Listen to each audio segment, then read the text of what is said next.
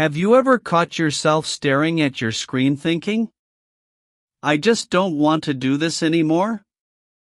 One of the most common questions I get is, how do you know when it's time to quit your job?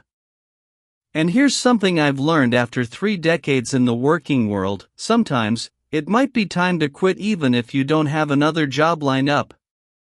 Today, I want to talk about that, not from theory, but from experience. I'm 57 now. I've been working for over 30 years, built a career, hit my salary ceiling, and by most standards, I've done well. But lately, I've started to feel stuck. I haven't received any major rewards for years, no stock options, no recognition. And it's not about greed, it's about appreciation. I see younger coworkers who are faster, more tech-savvy, and cheaper to hire. Sometimes I catch myself wondering, do they still need me here? And that's when I started asking the question, should I retire now? Or wait for the retrenchment package? Or is there still something worth staying for? If you've ever had those thoughts, this video is for you.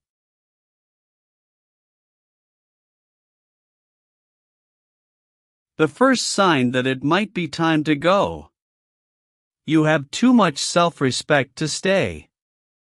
If you've been feeling undervalued, invisible, or disrespected, it's not just in your head. Early in my career, I used to think that hard work always paid off. But I've learned that in some organizations, loyalty is invisible. When the people at the top stop seeing your effort, when promotions go to politics instead of performance, that's when your self-respect starts whispering, you deserve better. It doesn't mean you hate your job. It means you've outgrown how you're being treated. And staying too long in an environment that no longer respects you quietly chips away at your confidence. If you've given 20 or 30 years of your life to a company, respect is the bare minimum. When that disappears, it might be time to start walking towards somewhere that still sees your value.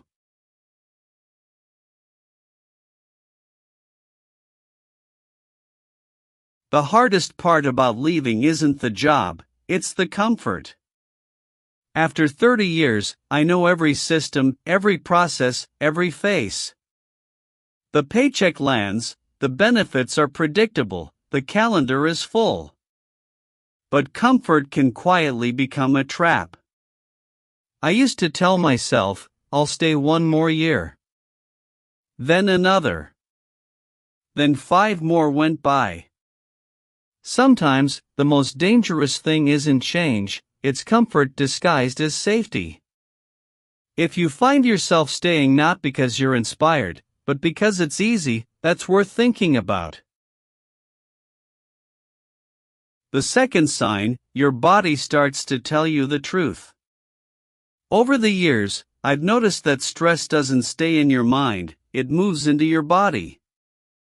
Maybe it's back pain, headaches, insomnia. Or maybe it's that constant feeling of tiredness, even after a weekend off. I've spoken to people who said they didn't realize how burned out they were until after they left. Once they stopped, their energy came back. Their health returned. Your body is your first feedback system. If you keep ignoring what it's trying to tell you, it will get louder until you're forced to listen. So if you wake up every morning already drained, that might be your body's way of saying, this environment isn't right for you anymore. The third sign is subtle.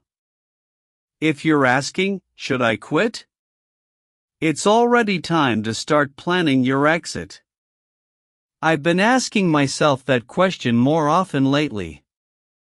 And I've realized that when that thought starts repeating in your mind, you already know something needs to change. It doesn't necessarily mean quit tomorrow, but it does mean it's time to prepare. Because here's the truth, When you keep ignoring that inner voice, you end up waiting for someone else, a boss, an HR policy, a retrenchment letter, to make the decision for you. But if you can decide on your own terms, you take back control. You deserve to make that choice before someone else makes it for you. Now, I'm not saying walk out tomorrow. Quitting smart means preparing before you leap. Here's what I'm doing, and what you can do too. 1. Build a financial cushion. Aim for 6 months of expenses if you can. 2. Talk to your family. Their emotional support matters more than any package. 3. Reconnect with your network. Call old colleagues, mentors, friends. You never know where the next opportunity might come from. 4. Reimagine your identity. You're not just your job title. You're your experience, your skills, your perspective. Even if you decide to wait for retrenchment, do it with a plan, not by default. Have your next chapter outlined, whether that's retirement, consulting, mentoring, or a passion project.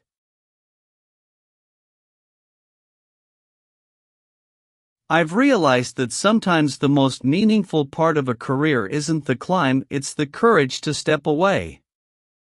We spend decades working hard, proving ourselves, adapting. But at some point, the question shifts from what can I achieve, to what kind of life do I want from here? If your job no longer aligns with who you've become, maybe that's not failure, maybe it's growth. Whether you retire, shift paths, or take a break, the goal isn't to escape. The goal is to move toward peace, purpose, and respect.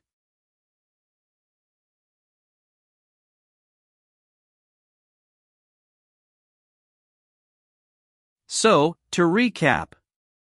Respect yourself enough to leave what doesn't value you. Listen to your body, it won't lie. And if you're already asking, start planning your next move. You've worked hard to build a career, now it's time to build a life that feels right. If this resonated with you, hit subscribe. I share honest reflections about work, money, and meaning in the second half of life. Remember, the best time to take control of your future is before someone else does it for you.